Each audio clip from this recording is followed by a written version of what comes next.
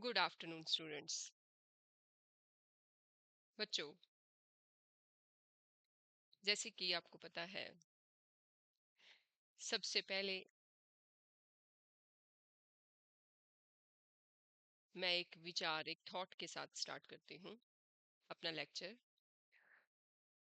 तो आज का विचार है कि कोई भी सपना किसी जादू या चमत्कार से पूरा नहीं होता। उसके लिए पसीना लगता है, उसके लिए मेहनत लगती है, उसके लिए दृढ़ संकल्प लगता है। वेलकम टू प्रथम साइंस एकेडमी।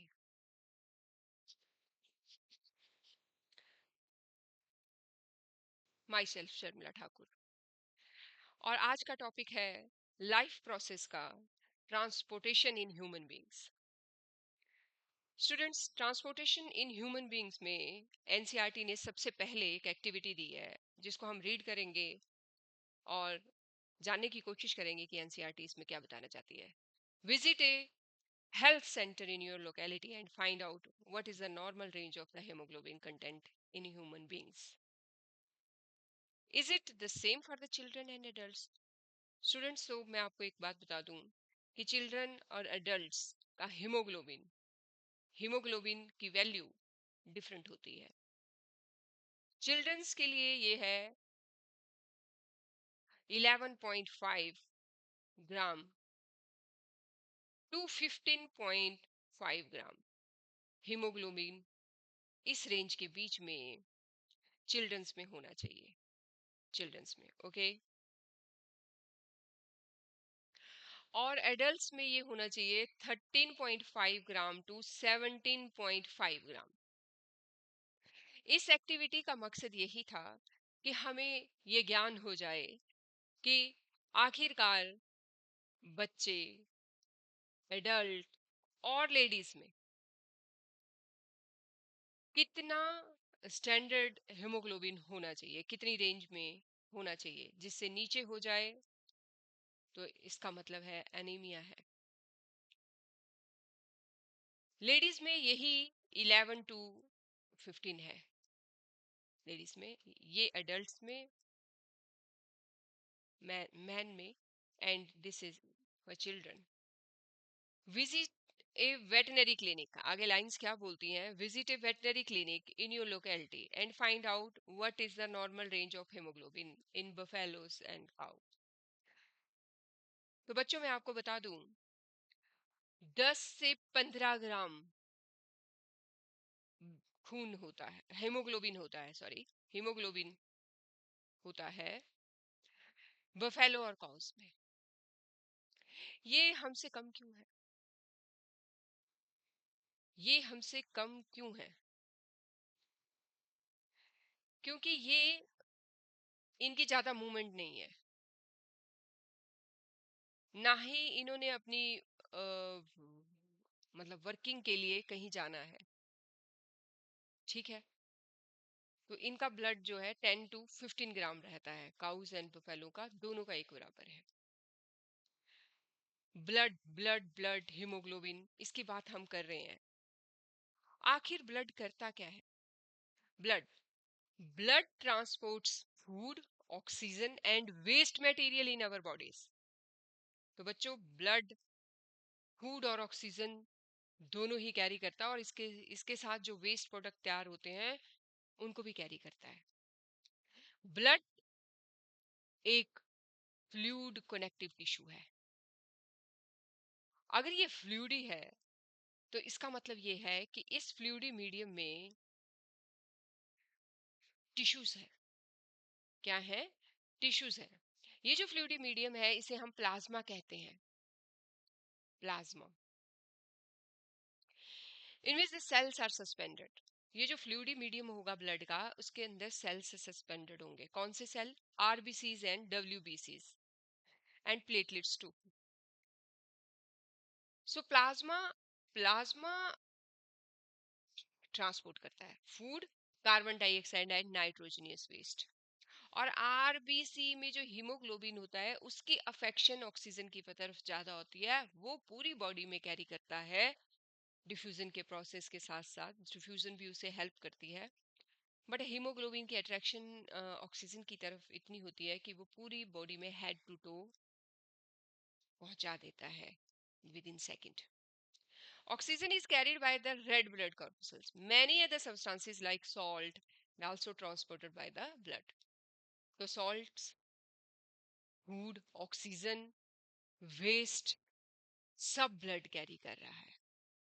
तो ब्लड इतना काम कर रहा है और उसको जल्दी से जल्दी हेड टू टू सभी सेल्स को ये चीजें प्रोवाइड करनी है। तो उसके लिए हमें चाहिए पंपिंग ऑर्गन। पंपिंग ऑर्गन जैसे हमें घर में काम करने के लिए पानी चाहिए होता है, तो हम टुल्लू पंप लगाते हैं क्योंकि उस पानी से हमें कई काम करने हैं। उससे हमें इरिगेशन करनी है, उससे हमें डोमेस्टिक वर्क करना है, उससे हमें बाथ लेनी है, उससे हमें यूटेंसिल्स वॉश करने हैं। सो हमें प्रेशर में पानी चाहिए। तो उसी तरह से प्रेशर पैदा करने के लिए पंप चाहिए होता है। पानी के लिए टुल्लू पंप चाहिए होता है और इंसान के लिए हार्ट चाहिए होता है। ये एक पंपिंग ऑर्गन है, ये पुश करता है ब्लड एक नेटवर्क के थ्रू। ये पूरी बॉडी में फैला दिया जाता है ब्लड। अब हम ये देखेंगे और इसी की वजह से, इस नेटवर्क के इतने स्ट्रांग होने की वजह से ही हमारी बॉडी अपने आप को रिपेयर और मेंटेन कर पाती है। स्टूडेंट्स, मैंने आपके लिए कुछ तैयार करके रखा है, इजी करके रखा है इस कॉन्सेप्ट को। लेट अस सी।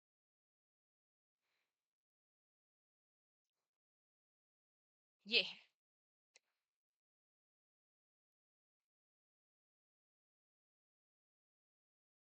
ये ये मेहनत मैंने इसलिए की है कि आपको मेहनत कम करनी पड़े। बस इस आधे घंटे में आप सीख जाएंगे। ब्लड ब्लड इज एक कनेक्टिव टिश्यू, ये आप समझ चुके हैं। और इसमें प्लाज्मा है और सेल्स हैं। पूरा थॉरो देखते हैं कि ब्लड में कंपोनेंट्स क्या क्या हैं और वो क्या क्या करते हैं। ब्लड में प्लाज्मा है, बार बार कह रही हूँ, और ये पेल येलो कलर का है। कलर पता चल गया। ये 55% पार्ट ब्लड का प्लाज्मा ही है। इसमें पानी है, प्लाज्मा के अंदर 92% पानी है। और वाइटल प्रोटीन्स है। वाइटल मतलब इंपॉर्टेंट।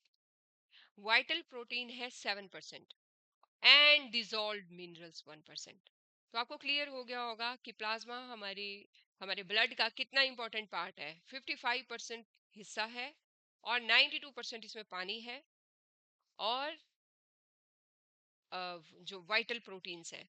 तो हमें अगर ब्लड की कमी है या प्लाज्मा में की कमी बता रहे हैं, तो हमें ज्यादा से ज्यादा पानी पीना चाहिए। इसका मतलब हमें डिहाइड्रेशन है। आगे चलते हैं। RBC RBC transports oxygen. Oxygen very important. ये कौन बनाता है? Bone marrow. Bone marrow. और इसके लिए ये बोन मैरो सबसे ज्यादा बनती है थाई। ये थाई जो सबसे लॉन्गेस्ट बोन है हमारी बॉडी की, फीमर बोन। इसमें इसके ये जो बोन मैरो है सबसे ज्यादा, अगर इस ये एक्टिव ना हो तो बोन मैरो में प्रॉब्लम होने लगती है। तो हमें अपनी थाई की एक्सरसाइज ज्यादा से ज्यादा करनी चाहिए।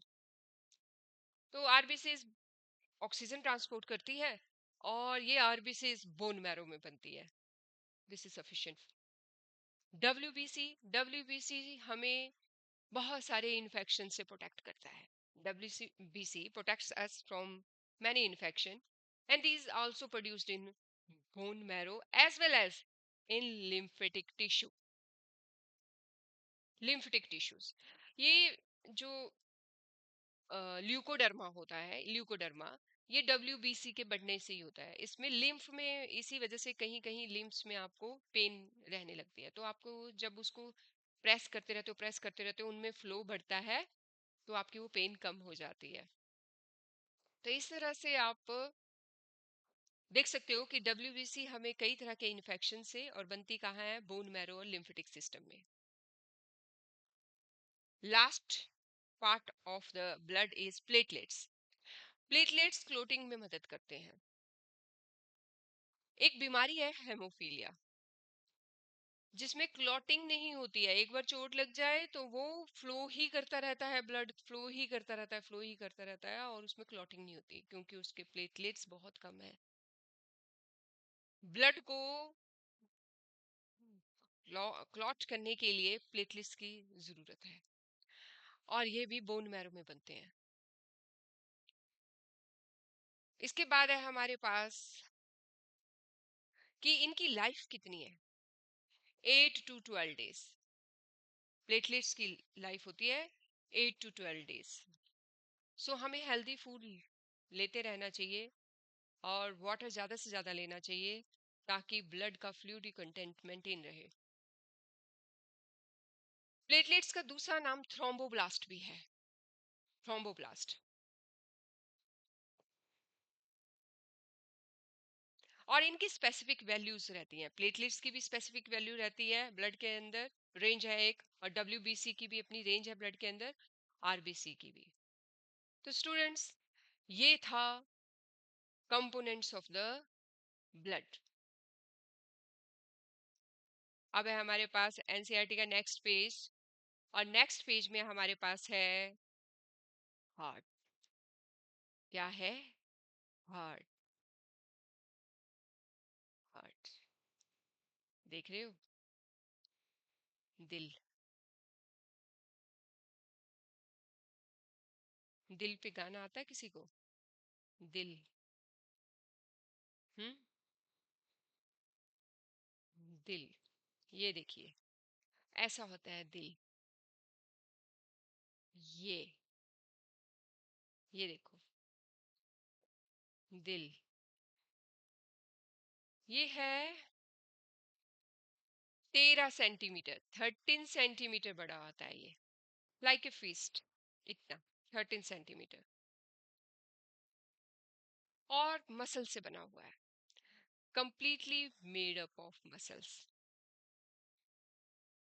इसलिए कार्डियक एक्सरसाइज करनी होती है ताकि ये ब्लड को पंप ढंग से कर पाए।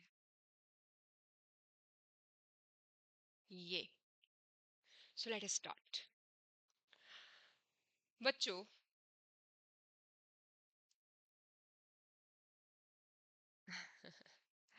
दिल, बार बार दिल को देख के ना दिल का कोई गाना याद नहीं आ रहा अब। अच्छा देखिए, इसकी वर्किंग देखते हैं। The heart is a muscular organ, muscle से बना हुआ ऑर्गन है, हमारी फिस्ट के बराबर है। फर्स्ट लाइन देख रहे हो आप? ये मसल से कोई चीज पूरी ही मसल से बनी हो तो उसे हम मायोजेनिक कहते हैं। मायोजेनिक, तो heart is myogenic. Okay, which is as big as fist. Okay, because both oxygen and carbon dioxide have to be transported by the blood। बोलते दोनों ही ट्रांसपोर्ट करनी है। दिख रहे हैं? हार्ट, हार्ट एक तरफ ब्लू है और दूसरी तरफ रेड है, लाइट रेड कलर में ये दो चैम्बर हैं, ये दो चैम्बर हैं।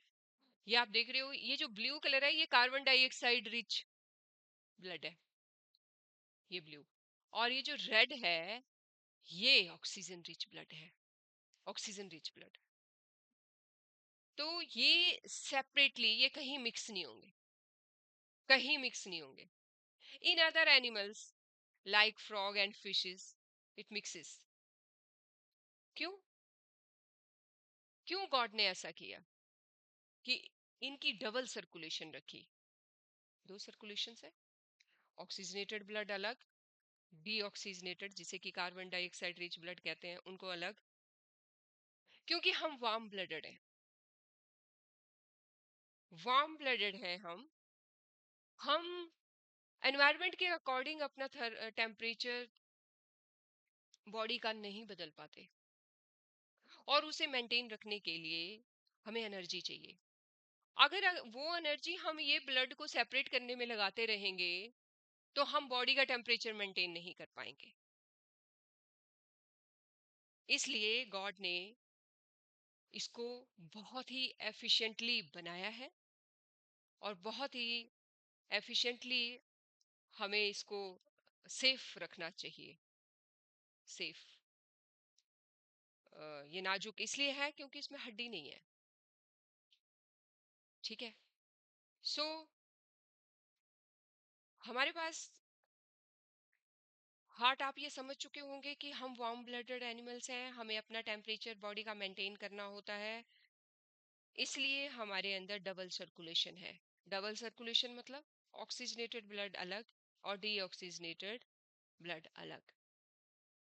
अगर ये मिक्स होता, मैं दोबारा बता रही हूँ, अगर ये मिक्स हो जाता कहीं जा करके, कहीं इसकी मिक्सिंग हो जाती, तो उसको सेपरेट करने के लिए इतनी एनर्जी लग जाती कि फिर हम और कोई काम करने में या अपना बॉडी का टेम्परेचर मेंटेन करने में सक्सेसफुल नहीं हो पाते।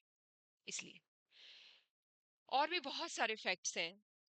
The heart has different chambers to prevent the oxygen rich blood from mixing with the blood containing carbon dioxide.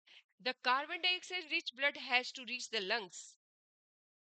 अब कार्बन डाइऑक्साइड से ब्लड भर गया टिश्यूज में, ब्लड टिश्यूज में भर गया कार्बन डाइऑक्साइड से।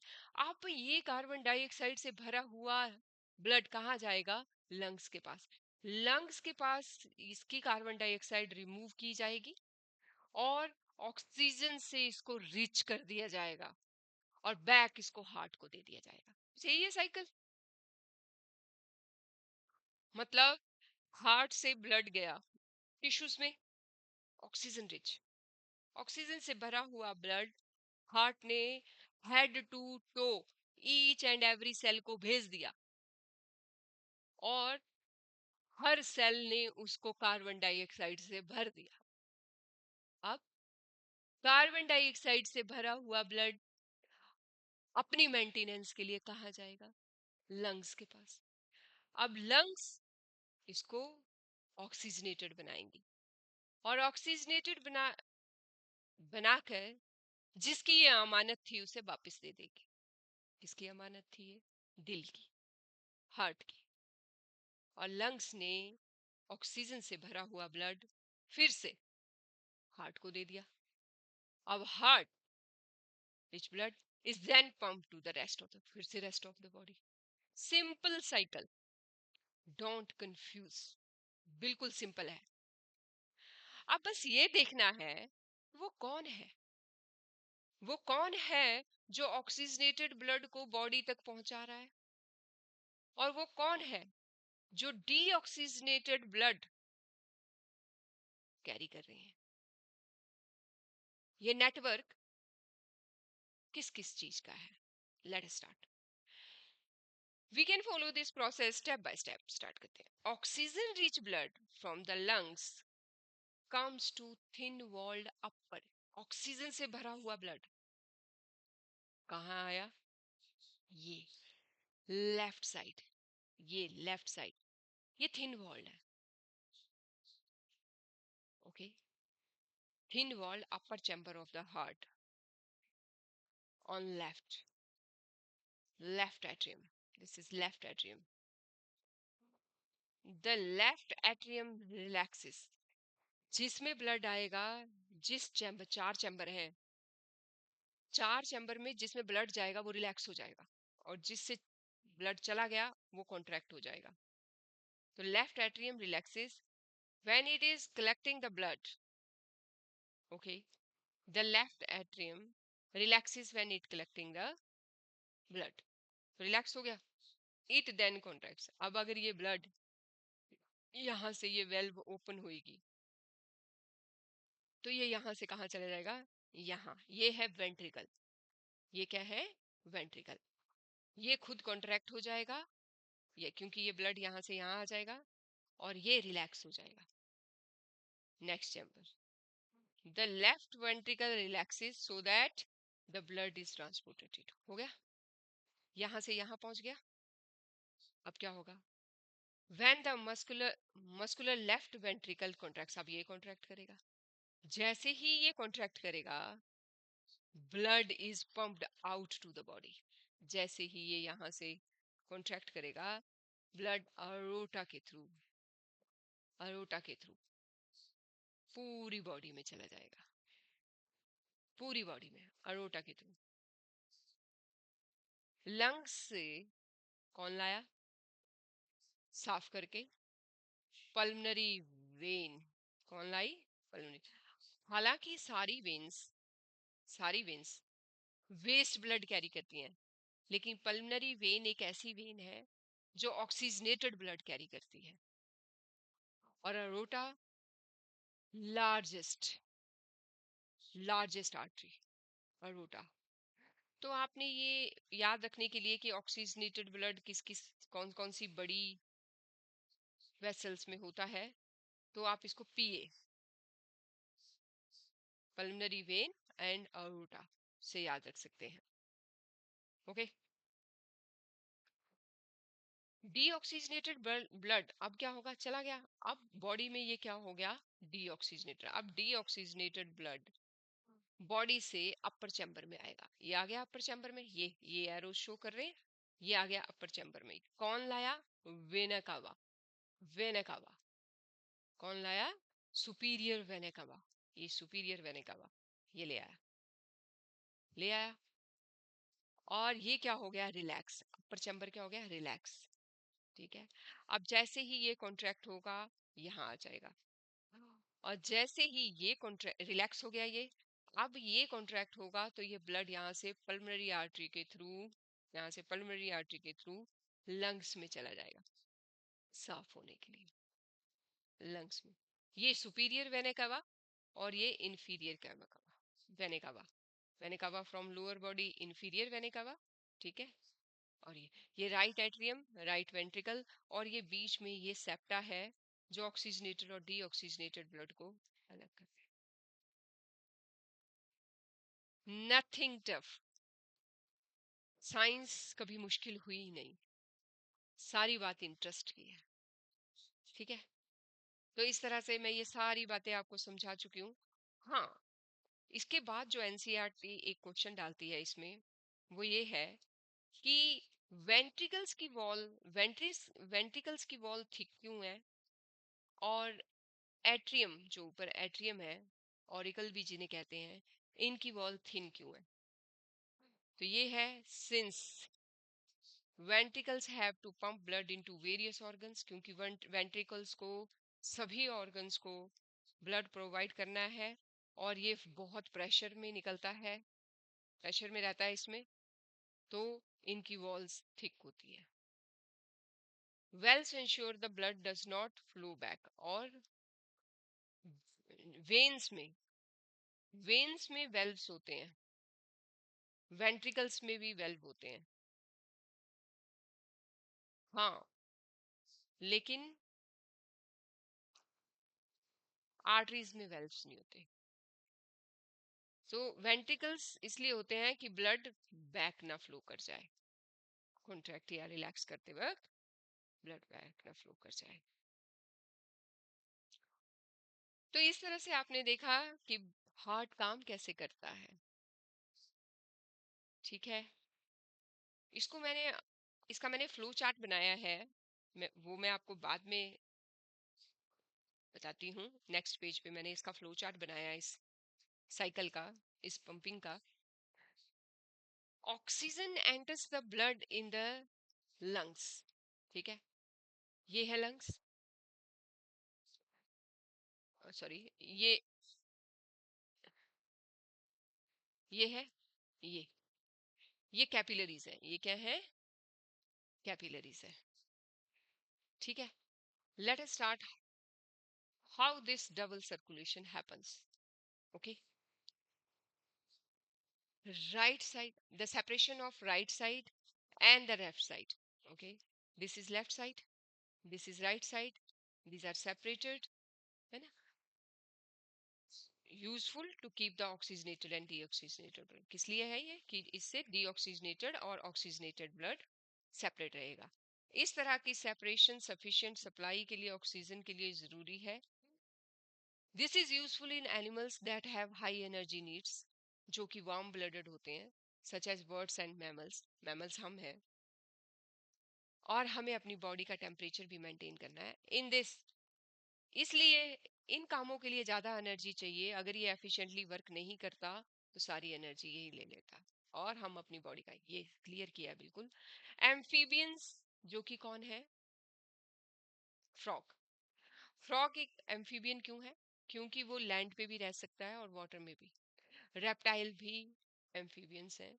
3 चैम्बर्ड हार्ट होता है इनमें। They can tolerate mixing, of oxygenated environment, क्योंकि उन्हें अपनी बॉडी का टेम्परेचर मेंटेन नहीं करना है. They changes their body temperature along with the environment. Fishes, on other hand, have two chamber heart, and the blood is pumped to the gills, is oxygenated there and passes directly to the rest of the body. तो इसको भी tough नहीं है, ये भी mixing tolerate कर सकती है. 10 ब्लड गोज ओनली, और इनमें सिर्फ एक साइकिल है, सिंगल साइकिल, क्योंकि ये मिक्सिंग टॉलरेट कर सकते हैं तो ये सिंगल साइकिल है. जबकि हमारी इसलिए ब्लड डबल सर्कुलेशन है, क्योंकि हम मिक्सिंग बिल्कुल नहीं टॉलरेट कर सकते. हमें एफिशिएंटली एक ही बारी में काम करना पड़ेगा हार्ट को. Is it okay?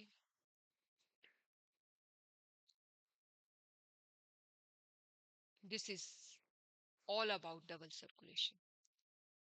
नाउ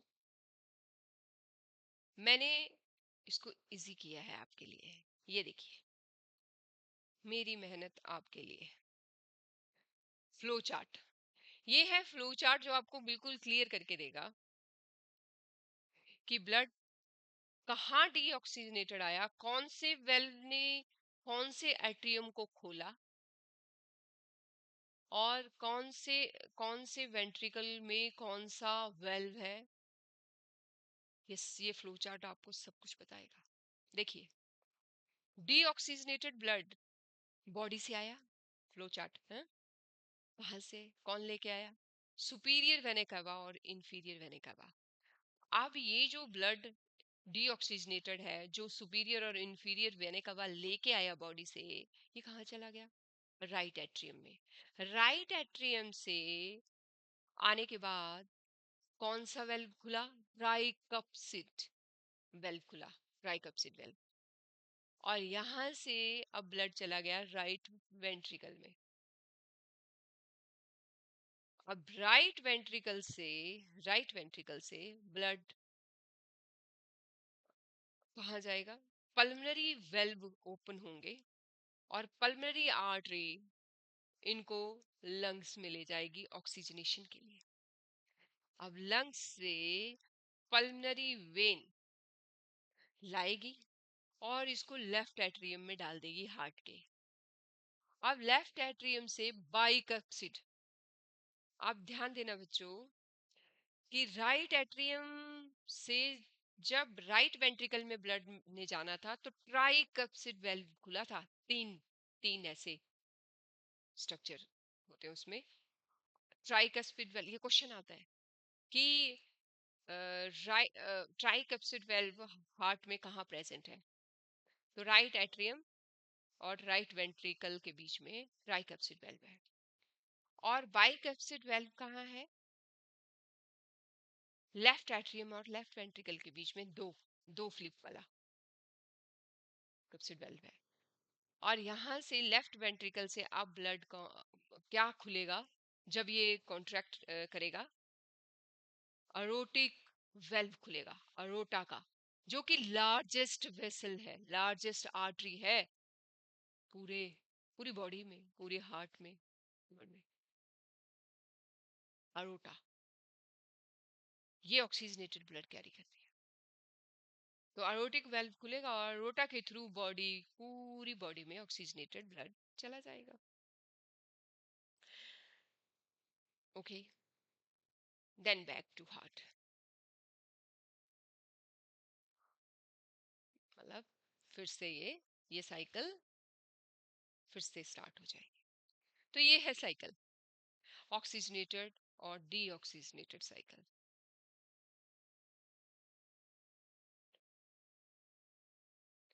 बच्चों, दिल के बारे में आपने सब कुछ जान लिया. ये था दिल.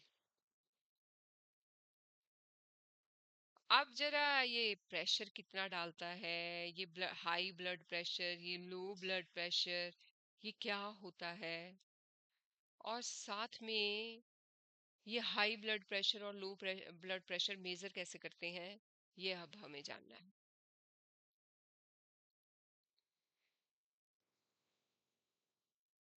So blood pressure, the force that blood exerts against the wall of a vessel. कुछ नहीं है, ब्लड फ्लो कर रहा है, उसकी कुछ ना कुछ फोर्स होगी, और ब्लड फ्लो कर रहा है वेसल्स के अंदर। तो वेसल्स के अगेंस्ट जो फोर्स ही एक्सर्ट कर रहा है ब्लड, वो है ब्लड प्रेशर। ये प्रेशर आर्टरीज में ज्यादा होता है, आर्टरीज में, इसलिए आर्टरीज की वेसल्स थिक होती है। क्वेश्चन आता है, आर्टरीज थिक क्यों होती है? आर्टरीज थिक इसलिए होती हैं क्योंकि इनमें force against the wall of the vessel blood की ज्यादा है और वेन में कम है, तो ये थिन है। The pressure of the blood inside the artery during ventricle systole. Ventricle systole मतलब दोनों वेंट्रिकल्स नीचे वाले, हार्ट के नीचे वाले दोनों वेंट्रिकल है, लेफ्ट साइड और ये कॉन्ट्रैक्ट करेंगे। Contraction of both the ventricles is known as ventricular systole. और जब ये दोनों कॉन्ट्रैक्ट करेंगे उस टाइम जो प्रेशर होगा उसे कहते हैं सिस्टोलिक प्रेशर। Systolic pressure. और जो प्रेशर आर्टरी में होगा during ventricular diastole relaxation is called diastolic pressure. इसे क्या कहते हैं? डायस्टोलिक रिलैक्सेशन वेंट्रिकल्स की जब होगी तब डायस्टोलिक प्रेशर, और जब कॉन्ट्रैक्शन होगी तो systolic pressure. The normal systolic pressure जो है वो 100, सिस्टोलिक प्रेशर, सिस्टोलिक मतलब कॉन्ट्रैक्शन, कॉन्ट्रैक्शन ऑफ वेंट्रिकल्स जब होगी तब 120 होगा, और जब रिलैक्सेशन ऑफ वेंट्रिकल्स होगी तब 80 होगा, तब 80 होगा। ये कैसे मेजर किया गया है? वो बोलते हैं ना ऊपर वाला 120 है जी, नीचे वाला 80 है, ऐसे बोलते हैं। इसका क्या मतलब है? 120 है मतलब क्या है? Ventricular, ventricular systole, systole, is it okay? और नीचे जब क्या है? रिलैक्स है ये, जब ये रिलैक्स। ये कैसे मेजर होता है? ब्लड प्रेशर एक इंस्ट्रूमेंट के द्वारा मेजर होता है जिसे हम कहते हैं स्फाइगोमै, स्फाइगोमोमैनोमीटर। Is it okay? अगर हाई हो ब्लड प्रेशर तो उसे हाइपरटेंशन कहते हैं। क्या कहते हैं? हाइपरटेंशन होती है। ठीक है, ये तब होता है एज के साथ जब ये कंस्ट्रिक्ट होने लग पड़ती हैं, और अगर ज्यादा बढ़ जाए तो ये रप्चर हो जाती है। अब हम जानेंगे ट्यूब्स के बारे में। नेट, ये जो हमारी ब्लड कौन कौन सी ट्यूब कैरी करती हैं पूरी बॉडी में? हमारे पास नेटवर्क है, पूरा नेटवर्क है। जैसे जैसे टुल्लू पंप से पानी निकला और हमने वो बिछा रखी है पाइप्स, पतली पतली पाइप्स, एक खेत को डाल दी है, एक किचन के लिए डाल दी है, एक वॉशरूम के लिए डाल दी है। उस तरह से हार्ट ने भी नेटवर्क फैलाया हुआ है ब्लड को कैरी करने के लिए और डीऑक्सीजनेटेड ब्लड को लाने के लिए। और वो है हमारे पास आर्टरीज, वेन्स एंड कैपिलरीज। क्या है हमारे पास? Arteries, veins and capillaries. अब इनके फंक्शन क्या है? आर्टरीज का क्या फंक्शन है? Transport blood from heart to organ. जितने भी ऑर्गन है आर्टरीज ब्लड ले जाएंगे। ठीक है, आर्टरीज उनमें ब्लड लेगी, कौन सा? ऑक्सीजनेटेड। और वेन ऑर्गन से ब्लड लाएंगी, हार्ट को देंगी। कैपिलरीज क्या करेंगी? Capillaries carries blood to the organs where gas exchange occur. उस ऑर्गन को, तो ये कहाँ? लंग्स में। ये बहुत थिन होती हैं, थिकनेस में मैंने आपको पहले बता दिया, आर्टरीज थिक होती हैं। ये डिस्टिंग्विश बिटवीन के सारे पॉइंट्स हैं, ये 6 पॉइंट्स आपके लिए तैयार किए हैं मैंने। थिक, ये थिन, और ये very very thin, single cell thin. Arteries elastic wall है, वेन्स की लेस इलास्टिक है, और कैपिलरीज की इन इलास्टिक। आर्टरीज का नैरो ल्यूमन है, लार्ज ल्यूमन है वेन्स का, और वेरी नैरो ल्यूमन है कैपिलरीज का। आर्टरीज में कोई वेल्व्स नहीं होते, वेन्स में वेल्व होते हैं, इसलिए कि अब जब वो डीऑक्सीजनेटेड ब्लड नीचे से टो से ऊपर को आना शुरू होना है, लंग्स तक जाना है, तो वो वापस ना कहीं जाए, तो उसके लिए वेल्व्स है। कैपिलरीज में कोई वेल्व नहीं है। ब्लड का प्रेशर बहुत हाई रहता है आर्टरीज में, वेन्स में थोड़ा लो रहता है, और कैपिलरीज में तो लो ही रहता है। So this is all about transportation. Transportation, इतना काम होता है दिल को, तो बच्चों इसे और काम नहीं देना चाहिए। ठीक है, दिल को अंदर ही बहुत काम है। ठीक है, इसके साथ हमारे पास एक छोटा सा टॉपिक है लिम्फ, इसको भी कर लेते हैं, और कल हम ट्रांसपोर्टेशन इन प्लांट्स करेंगे नेक्स्ट लेक्चर में। लिम्फ, लिम्फ एक फ्लूइड है। लिम्फ क्या है? एक फ्लूइड है। ठीक है, लिम्फ, ये है लिम्फ। ठीक है, ये देखिए, ये है लिम्फ, फ्लूइड है, ये भी हमारी बॉडी में फ्लूइड है लिम्फ। ये भी ट्रांसपोर्ट करता है, क्या ट्रांसपोर्ट करता है देखते हैं। ये भी टिश्यू फ्लूइड है। ये through the pores present in the walls of the capillaries, capillaries की वॉल में जो पोर होता है, पोर, कैपिलरी की वॉल्स में जो पोर होते हैं, स्मॉल अमाउंट ऑफ प्लाज्मा, थोड़ा उसमें से प्लाज्मा निकल के, ध्यान देना कैपिलरीज में पोर होते हैं, वहां से थोड़ा प्लाज्मा, थोड़ा प्रोटीन, और थोड़ा ब्लड सेल्स एस्केप कर जाते हैं, और इंटरसेलुलर खाली स्पेसिस में आ जाते हैं इन द टिश्यूज, और ये क्या बनाते हैं? टिश्यू फ्लूइड, और इसे कहते हैं लिम्फ। पता लग गया कौन? कैपिलरीज से थोड़ा प्लाज्मा, थोड़ा प्रोटीन, और थोड़े ब्लड सेल्स निकल करके एस्केप कर जाते हैं, और इंटरसेलुलर स्पेसिस में डाल देते हैं, और टिश्यू फ्लूइड बना देते हैं, और इसे ही हम लिम्फ कहते हैं। Tissue fluid, lymph, one and the same thing. ये प्लाज्मा की तरह ही है, similar to plasma of the blood, पर ये कलरलेस है, इसमें प्रोटीन भी कम है। और अब ये क्या करेगा? अब ये जाएगा लिम्फेटिक कैपिलरीज के अंदर, इंटरसेलुलर स्पेसिस से इकट्ठा होगा, लिम्फेटिक कैपिलरीज के अंदर जाएगा, विच ज्वाइन टू फॉर्म, और फिर लिम्फेटिक कैपिलरीज ज्वाइन करेंगी, और क्या बनाएंगी? लार्ज लिम्फ वेसल्स बनाएंगी, और फाइनली लार्ज वेन्स में खुलेंगी, लिम्फ वेन्स में।